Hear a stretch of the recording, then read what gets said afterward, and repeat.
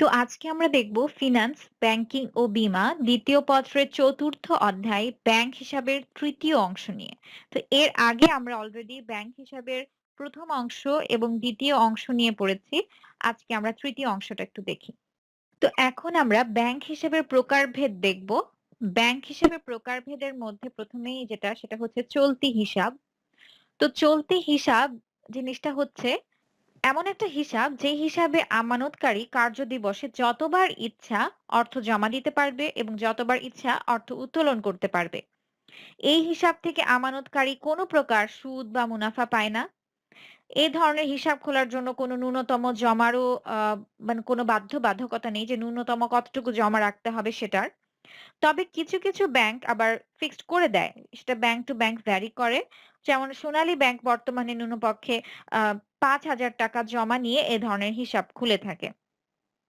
তো সাধারণত শিল্পপতি ও ব্যবসায়ী শ্রেণীর যারা আছেন তারা এই চলতি হিসাবটা খুলে থাকেন। তো চলতি হিসাব ২ ধরনের হয়ে থাকে। একটা হচ্ছে সাধারণ চলতি হিসাব, আরেকটা হচ্ছে বিশেষ চলতি হিসাব। তো সাধারণ চলতি হিসাব বলতে আমরা চলতি হিসাব বলতে যেটা বুঝি সেটাই হচ্ছে আসলে সাধারণ চলতি হিসাব। যে হিসাবে কার্যদিবসে যেকোনো সময়ে অর্থ জমা দিতে পারবে এবং যতবার ইচ্ছা অর্থ উত্তোলন করতে পারবে। এবং এই হিসাবের বিপক্ষে কোনো সুদ বা লাভ পাবে না গ্রাহক। বরং আ ব্যাংক যে সার্ভিসটা দিচ্ছে গ্রাহককে সেজন্য সার্ভিস চার্জ কেটে নেওয়া হবে কিছু। তো বিশেষ চলতি হিসাব যেটা, সেটা হচ্ছে যে সকল গ্রাহক ব্যাংকে চলতি হিসাব খুললেও প্রায় দেখা যায় তা বড় পরিমাণের অর্থ তার অ্যাকাউন্টে জমা থাকে। কিছুদিনের জন্য জমা থাকে। দেখা যাচ্ছে অর্থ বেশি একটা উত্তোলন করা হয় না। সেই ক্ষেত্রে ব্যাংক চাইলে এই চলতি হিসাবটাকে স্বল্পকালীন আমানত হিসেবে গণ্য করতে পারে এবং স্বল্পকালীন আমানত হিসেবে গণ্য করে তার উপর সুদ বা লাভ দিতে পারে। তো একেই বিশেষ চলতি হিসাব বলে। তো অবস্থা ভেদে এরূপ হিসাব স্বল্প মেয়াদী আমানত হিসাব বা স্বল্প বিজ্ঞপ্তির আমানত হিসাব এই দুটি নামে পরিচিত হতে দেখা যায়। তো এই হিসাবের যে মেইন সুবিধা সেটা হলো এটা চলতি হিসাবের সকল সুবিধা তো পাচ্ছেই, সাথে সীমিত হারে সুদ বা লাভ প্রাপ্তিরও একটা সুযোগ থাকে। তো এটাই হচ্ছে চলতি হিসাব। তো এখন আমরা দেখি সঞ্চয়ী হিসাব। তো সঞ্চয়ী হিসাবের মধ্যে আমরা দেখতে পাচ্ছি যে সাধারণ সঞ্চয়ী হিসাব এবং অন্যান্য সঞ্চয়ী হিসাব। তো অন্যান্য সঞ্চয় হিসাবের মধ্যে আমরা আরো কিছু সঞ্চয় হিসাব দেখতে পাচ্ছি। তো সঞ্চয় হিসাব জিনিসটা কি? সঞ্চয় হিসাব হচ্ছে যে ব্যাংকিং লেনদেনের পাশাপাশি সঞ্চয়ের উদ্দেশ্যে ব্যাংক যে হিসাব খোলার সুযোগ দিয়ে থাকে সেটাই হচ্ছে সঞ্চয়ী হিসাব। সাধারণত গ্রাহকরা তাদের অর্থ সঞ্চয় করার জন্য সঞ্চয় হিসাব খুলে থাকে। তো প্রথমেই দেখি সাধারণ সঞ্চয় হিসাব কি। তো যে হিসাবে দিনে যতবার খুশি টাকা জমা দেয়া গেলেও কিছু বাধ্যবাধকতার ভিতরে থেকে টাকা উত্তোলন করতে হয়। মানে আহ যখন তখন টাকা উত্তোলন করা যাবে না। টাকা উত্তোলন করার ক্ষেত্রে কিছু বাধ্যবাধকতা আছে কিন্তু টাকা জমা দেওয়ার ক্ষেত্রে নেই। তো এরূপ হিসাব খোলার ক্ষেত্রে ন্যূনতম জমার বিষয়েও কোনো বাধ্যবাধকতা নেই। এটা ব্যাংক টু ব্যাংক ভ্যারি করে যে কোন ব্যাংক ন্যূনপক্ষে কতটুকু টাকা জমা দিতে বলবে। তো অবশ্য গ্রামে ৳১০ দিয়েও কৃষক ও দুস্থদের হিসাব খোলার বিশেষ নির্দেশ কেন্দ্রীয় ব্যাংকের রয়েছে। তো এছাড়া বিভিন্ন ব্যাংক বিভিন্ন রকমের ন্যূনতম অ্যামাউন্ট দিয়ে দেয়। যেমন সোনালী ব্যাংকের শাখাগুলোতে ন্যূনপক্ষে ৳১,০০০ জমা দিয়ে এই সঞ্চয়ী হিসাব খোলা হয়ে থাকে। তো সঞ্চয়ী হিসাবের বিপক্ষে আমানতকারীকে সুদ বা লাভ প্রদান করতে হয়। তো এখন আমরা দেখি অন্যান্য সঞ্চয়ী হিসাব। তো অন্যান্য আরো কিছু সঞ্চয়ী হিসাব আছে সাধারণ সঞ্চয়ী হিসাব ছাড়াও। তো এটার মধ্যে প্রথমেই যেটা সেটা হচ্ছে গৃহ সঞ্চয়ী হিসাব।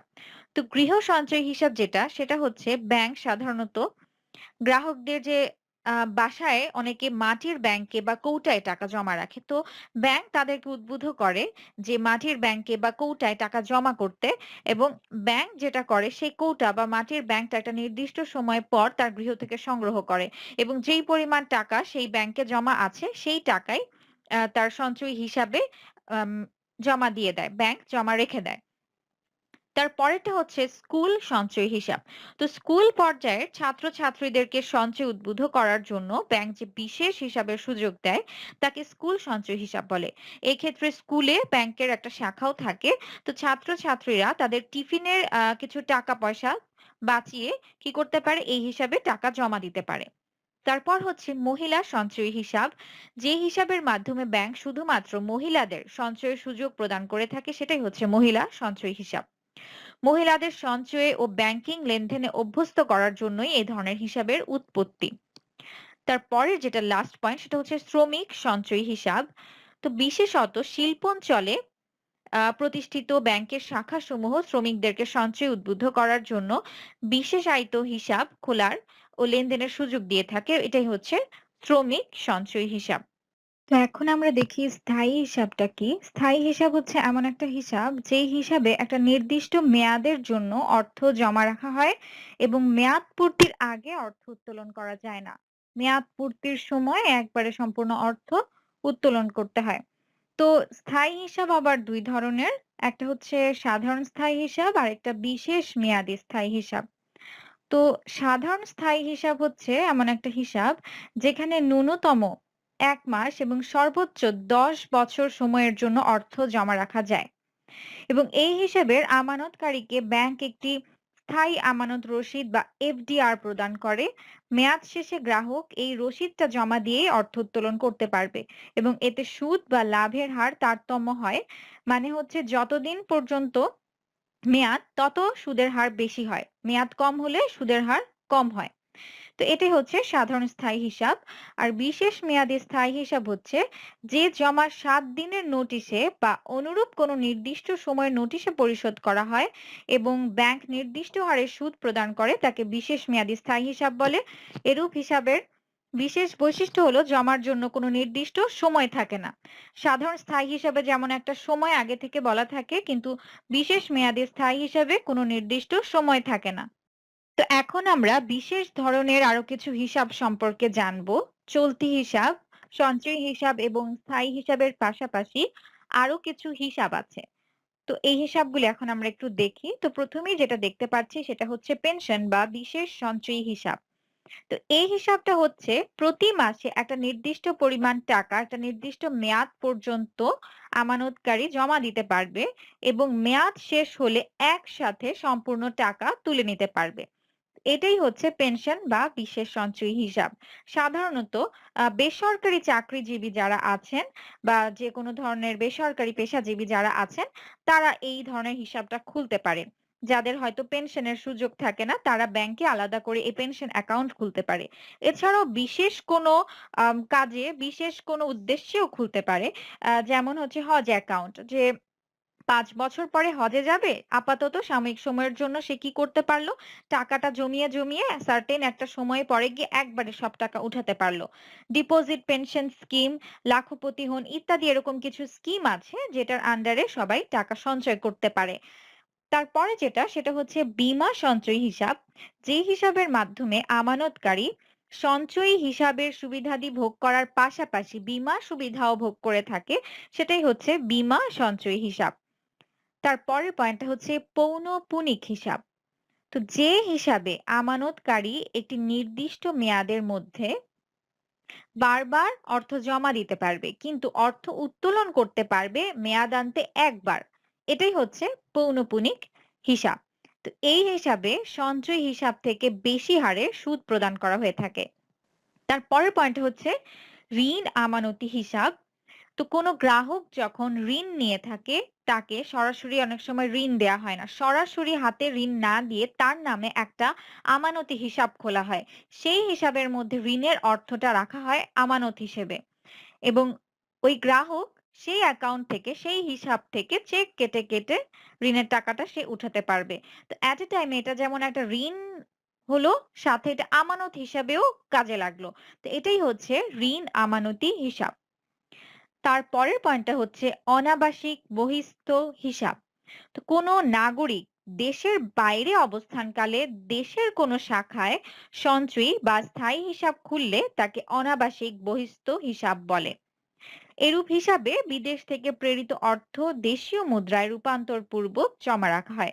তার মানে বাইরের দেশের কোনো নাগরিক সে যদি দেশের কোনো শাখায় কোনো সঞ্চয়ী বা স্থায়ী হিসাব খোলে তখন সেটাকে বলছে অনাবাসিক বহিঃস্থ হিসাব এবং অবশ্যই বাইরে থেকে তো বাইরের কারেন্সিতে টাকা পাঠালেও দেশে এটা দেশীয় কারেন্সিতে ট্রান্সফার করে নেওয়া হয়। দেশীয় কারেন্সিতে ট্রান্সফার করে তারপর সেটা জমা রাখা হয়। তারপর হচ্ছে বৈদেশিক মুদ্রা অনাবাসিক হিসাব। তো বিদেশে অবস্থানরত কোনো নাগরিক দেশীয় কোনো ব্যাংকের শাখায় মেয়াদি আমানত হিসাব খুললে তাকে বৈদেশিক মুদ্রা অনাবাসিক হিসাব বলে। তো এখানে যেটা হচ্ছে বৈদেশিক মুদ্রাতেই জমা থাকছে। বিদেশে অবস্থান করছে এমন কোনো নাগরিক যদি দেশীয় কোনো ব্যাংকের শাখায় মেয়াদি কোনো আমানত হিসাব খোলে, সেটা হচ্ছে বৈদেশিক মুদ্রা অনাবাসিক হিসাব। তো আমানতকারীর মনোনীত যে ব্যক্তি আছেন সেই শুধুমাত্র অর্থটা উত্তোলন করতে পারবে। তো এই হিসেবে পণ্য আমদানির এবং সুদ প্রাপ্তির সুযোগ থাকে। তো এগুলো হচ্ছে কিছু বিশেষ ধরনের হিসাব। তো এখন আমরা চলতি হিসাবের কিছু বৈশিষ্ট্য এবং সুবিধা একটু দেখি। তো চলতি হিসাবের বৈশিষ্ট্যের মধ্যে প্রথমেই যেটা সেটা হচ্ছে অর্থ উত্তোলন ও জমা। আমরা জানি যে চলতি হিসাবে যতবার খুশি কর্মদিবসের মধ্যে যতবার খুশি অর্থ জমা রাখা যায় এবং যতবার খুশি অর্থ উত্তোলন করা যায়। আর ন্যূনতম জমা হচ্ছে আহ এর কোনো সীমা নেই। চলতি হিসাবের ক্ষেত্রে ন্যূনতম জমার কোনো সীমা নির্দিষ্ট করা নেই। কিন্তু কিছু, কিছু ব্যাংকে সেটা ভ্যারি করে। কিছু, কিছু ব্যাংকে সেটা নির্দিষ্ট করে দেয়। কিন্তু কেন্দ্রীয় ব্যাংক থেকে কোনো নির্দেশনা নেই। তারপর যেটা সেটা হচ্ছে জমাতিরিক্ত ঋণ। তো ব্যাংক কর্তৃপক্ষের সাথে পূর্ব আলোচনা সাপেক্ষে এই হিসাব থেকে ব্যাংক জমার অধিক পরিমাণ অর্থ উত্তোলন করার সুযোগ দিয়ে থাকে, যেটাকে জমাতিরিক্ত ঋণ বা ওভারড্রাফট বলা হয়। তারপর হচ্ছে চাহিদা মাত্র দেয়। চলতি হিসাবের অর্থ অবশ্যই চাহিদা মাত্র দেয়। গ্রাহক যখনই চলতি হিসাবে অর্থ উত্তোলন করতে চাইবে তখনই সে অর্থ উত্তোলন করতে পারবে। সুদ বা লাভ মুক্ত। চলতি হিসাবে আমরা জানি এই হিসাবে যখন খুশি তখন টাকা জমা রাখা যায় এবং অর্থ উত্তোলন করা যায়, যেহেতু ব্যাংক এই অর্থটা কিন্তু আলটিমেটলি ব্যবহার করতে পারে না, এই জন্য এই হিসাব থেকে কোনো সুদ পাওয়া যায় না। চলতি হিসাবে কোনো সুদ বা লাভ পাওয়া যায় না। তারপর হচ্ছে হিসাব বিবরণী ইস্যু। চলতি হিসাবে কোনো ধরনের পাস বই দেয়া হয় না, গ্রাহকের প্রয়োজনে শুধুমাত্র হিসাব বিবরণী দেয়া হয়। তারপর হচ্ছে গ্রাহকের ধরন। সাধারণত ব্যবসায়ী ও ব্যবসা প্রতিষ্ঠানের জন্য মূলত এ ধরনের হিসাব অধিক উপযোগী। যারা ব্যবসায়ী আছে তারাই এই হিসাবটা সাধারণত খুলে থাকে। তো এখন আমরা চলতি হিসাবের কিছু সুবিধা দেখি। অর্থ উত্তোলন ও জমা এটাই হচ্ছে চলতি হিসাবের সবচেয়ে বড় সুবিধা। চলতি হিসাবে যখন ইচ্ছা তখন অর্থ জমা রাখা যায় এবং যখন ইচ্ছা তখন অর্থ উত্তোলন করা যায়। তারপর হচ্ছে ঋণ সুবিধা। চলতি হিসাবে জমাতিরিক্ত ঋণ সুবিধা পাওয়া যায়। সাথে আরো কিছু ঋণ সুবিধাও পাওয়া যায়। ব্যবসায়ীরা অনেক সময় বিশেষ আলোচনা সাপেক্ষে আরো কিছু ঋণ সুবিধাও পেয়ে থাকে। ব্যাংকিং সেবা সুবিধা। চলতি হিসাবে গ্রাহকরা বিভিন্ন ধরনের ব্যাংকিং সেবা সুবিধা পেয়ে থাকেন, যেমন অর্থ স্থানান্তর, চেকের অর্থ সংগ্রহ, বিভিন্ন বিল পরিশোধ, ব্যক্তি ও ব্যক্তি মালিকানাধীন প্রতিষ্ঠানের ক্ষেত্রে এটিএম কার্ড সুবিধা ইত্যাদি। তো এখন সঞ্চয় হিসাবের কিছু বৈশিষ্ট্য এবং সঞ্চয় হিসাবের কিছু সুবিধা দেখব। তো সঞ্চয় হিসাবের বৈশিষ্ট্যের মধ্যে প্রথমেই যেটা আছে সেটা হচ্ছে প্রাথমিক জমা। তো সঞ্চয় হিসাব খোলার ক্ষেত্রেও কিন্তু প্রাথমিক জমার পরিমাণ কেন্দ্রীয় ব্যাংক থেকে নির্দিষ্ট করে দেয়া হয়নি। কিন্তু তারপরেও কিছু, কিছু ব্যাংকে আলাদা, আলাদা প্রাথমিক জমার পরিমাণ নির্দিষ্ট করে দেয়া থাকে। তো সঞ্চয় হিসাবের ক্ষেত্রে প্রাথমিক জমা খুবই কম থাকে। তবে ক্ষেত্র বিশেষে বিভিন্ন ব্যাংকে এর জমার পরিমাণ যেহেতু নির্দিষ্ট, কোনো, কোনো ব্যাংকে ৳১,০০০ বা ৳৫,০০০ এরকম ভাবে নির্দিষ্ট করে দেয়। তারপরে যেটা সেটা হচ্ছে অর্থ উত্তোলন। তো সঞ্চয় হিসাবের ক্ষেত্রে কিন্তু সপ্তাহে মাত্র ২ বার অর্থ উঠানো যায়। কিন্তু এখনকার দিনে দেখা যায় অনেক ব্যাংকে সপ্তাহে ২ বারের বেশি বা মাসেও নির্দিষ্ট সংখ্যার থেকেও বেশি বার অর্থ উত্তোলনের সুযোগ দিয়ে থাকে। কিন্তু কেউ যদি নির্দিষ্ট সংখ্যার থেকেও বেশি বার অর্থ উত্তোলন করে, সেই ক্ষেত্রে সেই মাসে যেই অর্থটা জমা দেয়া হবে সেইটার উপর কোনো সুদ দেয়া হবে না। তারপর হচ্ছে অগ্রিম বিজ্ঞপ্তি। তো শহর এলাকায় সাধারণত একই চেকে এক চেক দিয়ে যদি ২০,০০০ টাকার থেকে অধিক পরিমাণ অর্থ উঠাতে চায়, তাহলে আগে থেকে বিজ্ঞপ্তি দিয়ে বা নোটিশ দিয়ে জানাতে হয়। অগ্রিম নোটিশ প্রদান করতে হয়। আর যদি সেটা না প্রদান করে, তাহলে একইভাবে ওই মাসে যেই পরিমাণ অর্থ জমা দেয়া হবে সেইটার উপরে কোনো সুদ প্রদান করা হবে না। তারপর হচ্ছে সুদ বা লাভ প্রদান। তো সঞ্চয় হিসাবের ক্ষেত্রে জমাকৃত টাকার উপর একটা নির্দিষ্ট হারে গ্রাহকরা সুদ পেয়ে থাকেন। তারপর হচ্ছে গ্রাহকের ধরন। সাধারণত স্বল্প ও স্থির আয়ের লোকজনের জন্যই এই হিসাব অধিক উপযোগী। যারা মান্থলি একটা রেগুলার ইনকাম আছে তাদের জন্য এবং স্বল্প আয়ের জন্য এই হিসাবটা অনেক বেশি উপযোগী। সাধারণত চাকরিজীবী, ছাত্র, সাধারণ পেশাজীবী শ্রেণীর জন্যই এই হিসাবটা উপযোগী। আচ্ছা, তো এখন আমরা সঞ্চয় হিসাবের কিছু সুবিধা দেখব। তো সুবিধার মধ্যে ১ম এ যেটা সেটা হচ্ছে হিসাব খোলার সুবিধা। যেহেতু স্বল্প পরিমাণ অর্থ জমা দিয়েই এই হিসাবটা খোলা যায়, তাই স্বল্প ও মধ্যবিত্ত শ্রেণীর লোকজন এই হিসাবটা খুব সহজেই খুলতে পারেন।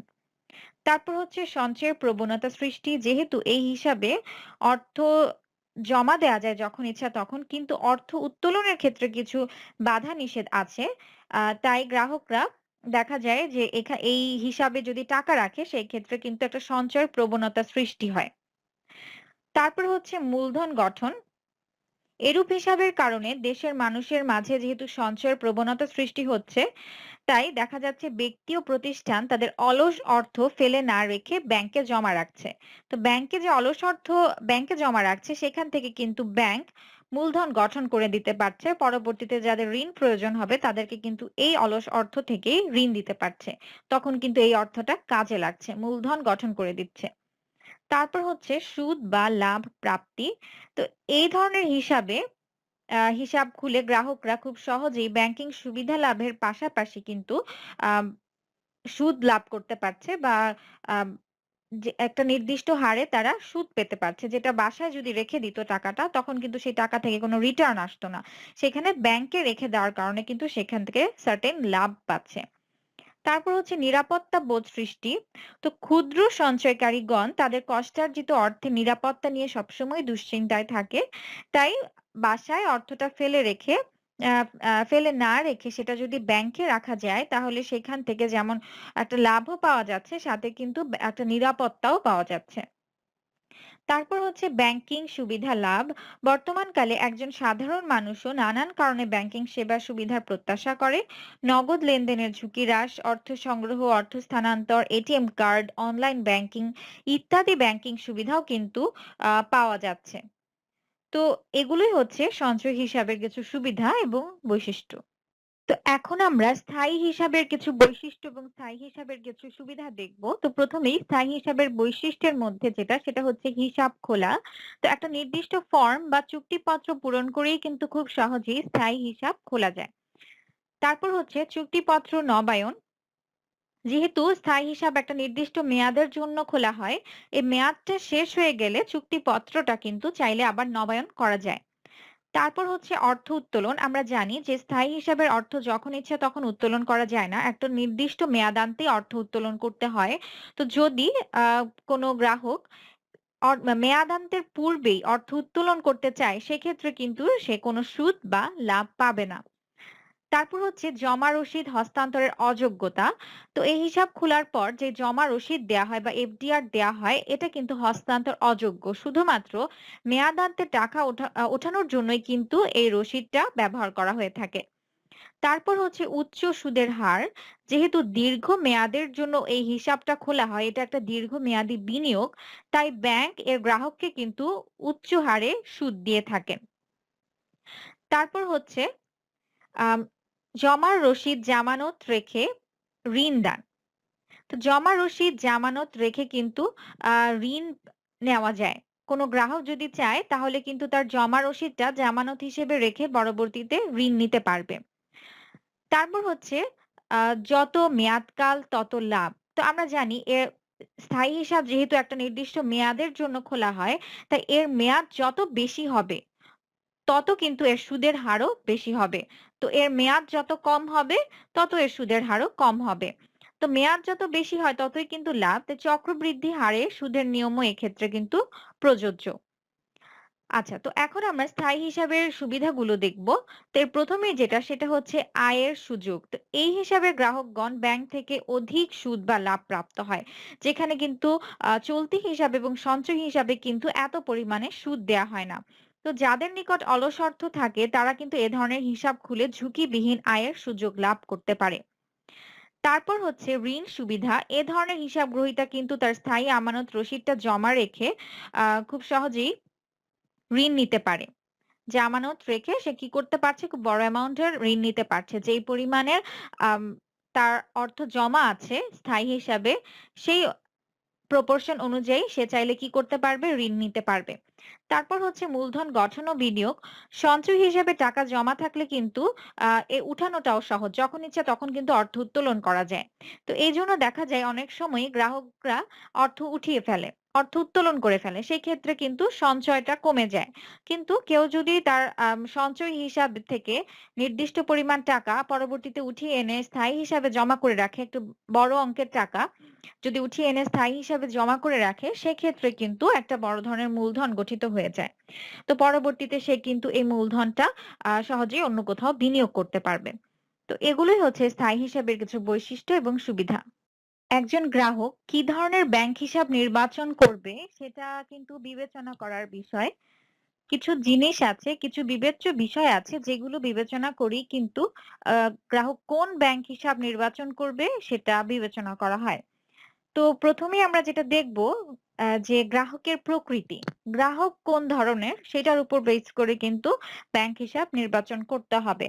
গ্রাহক কি একটা ব্যবসায় প্রতিষ্ঠান নাকি ব্যবসায়ী? গ্রাহক কি কোনো ব্যক্তি নাকি অব্যবসায়ী প্রতিষ্ঠান? চাকরিজীবী, স্বল্প বিত্ত সম্পন্ন মানুষ বা উচ্চবিত্ত সম্পন্ন মানুষ? কোন ধরনের গ্রাহক?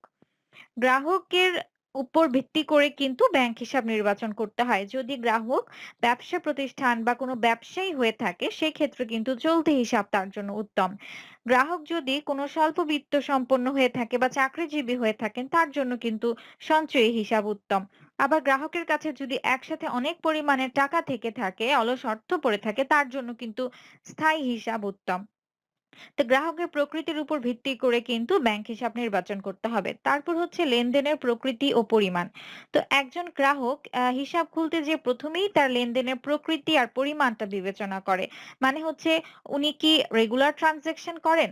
নাকি উনি মাসে, মাসে উনার টাকা উঠানোর প্রয়োজন? নাকি একসাথে অনেক কয়েক বছর পর যদি উনি টাকা উঠায় সেটা তার জন্য বেশি দরকার? তো লেনদেনের প্রকৃতি এবং পরিমাণটা কি? কি পরিমাণে সে অর্থ জমা রাখতে পারবে এবং কি পরিমাণে অর্থ উঠানোর টেনডেন্সি আছে, সেইটার উপর ভিত্তি করে কিন্তু আ তার হিসাব নির্বাচন করতে হয়। যদি গ্রাহক এমন হয়ে থাকে যে তার রেগুলারলি ডেইলি তাকে কয়েকবার অর্থ জমা রাখতে হবে এবং কয়েকবার করে অর্থ উত্তোলন করতে হবে, তার জন্য কিন্তু চলতি হিসাব উত্তম। আবার যদি এমন হয়ে থাকে কোনো গ্রাহক চাকরিজীবী, সে মাসে, মাসে একটা সার্টেন অ্যামাউন্ট জমা রাখতে চায় এবং মাসের কিছু সময় সে টাকা উঠাতে চায়, তার জন্য কিন্তু সঞ্চয় হিসাব উত্তম। আবার যদি কেউ এমন হয়ে থাকে তার কাছে অনেক অর্থ একসাথে অলস পড়ে আছে এবং সে একসাথে সেগুলো রেখে কয়েক বছর পর একসাথে একটা বড় অ্যামাউন্ট উঠিয়ে নিতে চায়, তার জন্য কিন্তু স্থায়ী হিসাব উত্তম। তার পরের পয়েন্ট যেটা সেটা হচ্ছে ব্যাংকিং সুবিধা। তো একজন গ্রাহক কি ধরনের ব্যাংকিং সুবিধা আশা করে? একেকটা হিসাবের ব্যাংকিং সুবিধা কিন্তু একেক রকম। চলতি হিসাবের সুবিধা একরকম, আর স্থায়ী হিসাবের একরকম, সঞ্চয়ী হিসাবের একরকম। তো একজন গ্রাহক কি ধরনের সুবিধা আশা করছেন সেটার উপর কিন্তু নির্ভর করছে কি ধরনের ব্যাংক হিসাব খুলে থাকবেন। তারপর হচ্ছে সুদ বা মুনাফা। এটাও আরেকটা অন্যতম বিবেচ্য বিষয়। একজন গ্রাহক কি ধরনের সুদ বা মুনাফা আশা করছেন? তো আমরা জানি যে চলতি হিসাব থেকে কিন্তু কোন ধরনের সুদ বা মুনাফা পাওয়া যায় না। তো কারো যদি ইনটেনশন থাকে যে আমার শুধু লেনদেন করতে পারলেই হবে, আমার কোন সুদ বা মুনাফার প্রয়োজন নেই। আমার রেগুলার বেসিস এ টাকা জমা রাখতে হবে এবং উঠাতে হবে, তার জন্য চলতি হিসাব উত্তম। আর কেউ যদি আশা করেন যে না আমি আমার জমা টাকা থেকে কিছু পরিমাণ সুদ চাই, তার জন্য কিন্তু সঞ্চয় হিসাব উত্তম। সে মাসে, মাসে টাকা জমা রাখবে এবং সেখান থেকে অল্প কিছু সুদ পাবে। আর কেউ যদি চায় অনেক অলস অর্থ আছে, আমি এটা শুধু, শুধু বাসায় ফেলে না রেখে আমি এত বড় অ্যামাউন্ট ব্যাংকে জমা রেখে দিয়ে একসাথে বড় অ্যামাউন্টের সুদ পাবো। আমরা জানি স্থায়ী হিসাবে কিন্তু বেশি সুদ পাওয়া যায়। যেহেতু একটা বড় অ্যামাউন্টের টাকা বেশি সময়ের জন্য একসাথে রাখা হয়। তো এইজন্য সুদ বা মুনাফার উপর বিবেচনা করেও কিন্তু ব্যাংক হিসাব খোলা হয়ে থাকে। তারপর হচ্ছে ঋণ সুবিধা। তো একেকটা হিসাবে ঋণ সুবিধাও কিন্তু একেক রকম। তো ব্যাংক থেকে ঋণ বা জমাতিরিক্ত ঋণ পেতে যারা আগ্রহী তাদের জন্য কিন্তু চলতি হিসাব খোলা উত্তম। তো ব্যবসায়ী শ্রেণীকে ব্যবসার প্রয়োজনে ঋণ নিতে হয় বিধায় তারা চলতি হিসাব খুলে থাকে। আর সঞ্চয় হিসাবের বিপক্ষে কিন্তু কোনো ধরনের ঋণ পাওয়া যায় না। তবে যারা একবারে অর্থ জমা দিয়ে নির্দিষ্ট মেয়াদ শেষে তা উত্তোলনের প্রত্যাশা করে এবং প্রয়োজনে এর বিপক্ষে সহজে ঋণ সুবিধা পেতে চায় তাদের জন্য স্থায়ী হিসাব উত্তম। তো আমরা জানি স্থায়ী আমানত রসিদ যেটা আছে এফডিআর সেটা কিন্তু জমা রেখে আম জামানত হিসেবে জমা রেখে কিন্তু ঋণ নেয়া যায়। তাহলে আমরা বলতে পারলাম চলতি হিসাব থেকে জমাতিরিক্ত ঋণ নেয়া যায়। কিন্তু সঞ্চয়ী হিসাব থেকে কোন ধরনের ঋণ সুবিধা পাওয়া যায় না। আবার স্থায়ী হিসাব থেকে এফডিআর জমা রেখে কিন্তু জামানত হিসেবে জমা রেখে ঋণ সুবিধা পাওয়া যায়। তারপর হচ্ছে অলস ও উদ্বৃত্ত অর্থ। তো ব্যক্তি ও প্রতিষ্ঠান যাদের নিকট প্রচুর পরিমাণে অলস ও উদ্বৃত্ত অর্থ থাকে, তারা তার যথার্থ সংরক্ষণ অধিক আয়ের উদ্দেশ্যে কিন্তু স্থায়ী হিসাব পছন্দ করেন। তারপর যারা স্থায়ী সম্পত্তি বিক্রয়, গ্র্যাচুইটি, পেনশন, বীমা ইত্যাদি থেকে প্রাপ্ত এককালীন অর্থ কিন্তু এভাবে স্থায়ী হিসাবে জমা রাখা যায়। আর সঞ্চয় হিসাবে অধিক পরিমাণে অর্থ জমা হলে বা ব্যবসায়ীদের চলতি হিসাবে উদ্ধৃত অর্থ জমা থাকলে স্থায়ী হিসাবে তা জমা রাখা যায়। তো এভাবে অলস ও উদ্বৃত্ত অর্থ যদি কারো থেকে থাকে সে কিন্তু চাইলে স্থায়ী হিসাব তার জন্য বেশি ভালো। স্থায়ী হিসাবে একবারে টাকা রেখে দিলে একটা নির্দিষ্ট সময় পরে সেই অর্থটা তুলে নিতে পারবে। তারপর হচ্ছে নিরাপদ সংরক্ষণ। তো যারা জমাকৃত অর্থের অধিক ও কার্যকর নিরাপত্তা প্রত্যাশা করে তাদের জন্য কিন্তু স্থায়ী হিসাবই সবচেয়ে উত্তম। চলতি বা সঞ্চয়ী হিসাবের অর্থ জমা রাখলে চেক কেটে সহজেই তা উত্তোলন করা যায় বিধায় অনেকের পক্ষে হিসাবের অর্থের যথাযথ সংরক্ষণ সম্ভব হয় না। তো কারো যদি এমন থাকে বাসায় অনেক পরিমাণের অলস অর্থ আছেন, সে কিন্তু বাসায় এভাবে অর্থটা ফেলে রাখা নিরাপদ না। চাইলেই ব্যাংকে কিন্তু রেখে দিতে পারে। তো এখন আমরা জানি চলতি হিসাবেও তো ব্যাংকে রাখা যায়, সঞ্চয়ী হিসাবেও ব্যাংকে রাখা যায়। কিন্তু চলতি আর সঞ্চয় হিসাবে কিন্তু অর্থ উত্তোলন করার সুযোগ আছে। চলতি হিসাবে যখন তখন অর্থ উত্তোলন করা যায়। আর সঞ্চয় হিসাবে কিন্তু সপ্তাহে ২ বার অর্থ উত্তোলন করা যায়। এক্ষেত্রে দেখা যাচ্ছে আমাদের যেহেতু মানুষ মাত্রই ভোগপ্রিয়, তারা দেখা যাচ্ছে বারবার অর্থ উত্তোলন করার একটা টেনডেন্সি থাকে। তো আল্টিমেটলি দেখা যায় যে ব্যাংকে বেশিক্ষণ সময় থাকে না। কিন্তু স্থায়ী হিসাবের ক্ষেত্রে কিন্তু টাকাটা বেশি নিরাপদ থাকে। কারণ বড় অ্যামাউন্টের টাকা অনেক বছরের জন্য, অনেক সময়ের জন্য ব্যাংকে আমি রেখে দিলাম। একদম নিরাপদ থাকলো। আমিও টাচ করতে পারবো না। মেয়াদের আগ পর্যন্ত আমিও টাকা উঠাতে পারবো না। একদম ব্যাংকে সেটা পুরোপুরি নিরাপদ থাকলো। তো এজন্য আমি যদি আমার বড় অ্যামাউন্টের টাকা নিরাপদের সাথে রাখতে চাই, সেক্ষেত্রে আমার জন্য কিন্তু স্থায়ী হিসাব সবচেয়ে বেশি নিরাপদ। তো একজন ব্যবসায়ীর জন্য কোন ধরনের হিসাব সুবিধাজনক সেটা একটু দেখবো আমরা। তো আমরা জানি যে ব্যবসায়ের জন্য চলতি হিসাব খোলাই কিন্তু সুবিধাজনক। এটার কারণটা একটু দেখি। তো আমরা জানি চলতি হিসাব হচ্ছে এমন একটা হিসাব যেই হিসাবে যখন ইচ্ছা তখন অর্থ জমা রাখা যায় এবং যখন ইচ্ছা তখন অর্থ উত্তোলন করা যায়। তো একজন ব্যবসায়ী কিন্তু সারাদিনে অনেকবারই দেখা যায় বিভিন্ন ধরনের আর্থিক লেনদেন হয়ে থাকে। তো এইজন্য তার একটা দিনে অনেকবারই অর্থ জমা রাখার এবং অর্থ উত্তোলন করার প্রয়োজন পড়ে। তো এইজন্য তার জন্য কিন্তু চলতি হিসাবটাই উপযোগী। তো সে যদি সঞ্চয়ী হিসাব খোলে সেক্ষেত্রে কিন্তু যতবার ইচ্ছা ততবার কিন্তু অর্থ উত্তোলন করতে পারবে না। তখন কিন্তু এটা তার জন্য সমস্যা হবে। সে তার ট্রান্সেকশন এ একটা বাধা সৃষ্টি করবে। এজন্য তার সঞ্চয় হিসাব চলতি হিসাবই তার জন্য উপযোগী। তো এখন আমরা একটু দেখি যে চলতি হিসাব থেকে সে কি ধরনের সুবিধা পায়? যেটা হচ্ছে ১ম এই যেটা আমি বললাম জমা ও উত্তোলনের সুবিধা। এটাই হচ্ছে চলতি হিসাবের সবচেয়ে বড় সুবিধা। যখন ইচ্ছা তখন অর্থ জমা রাখা যায় এবং যখন ইচ্ছা তখন অর্থ উত্তোলন করা যায় এবং যতবার খুশি ততবারই অর্থ জমা এবং উত্তোলন করা যায়। তারপর হচ্ছে সীমাগত বাধ্যবাধকতা মুক্ত।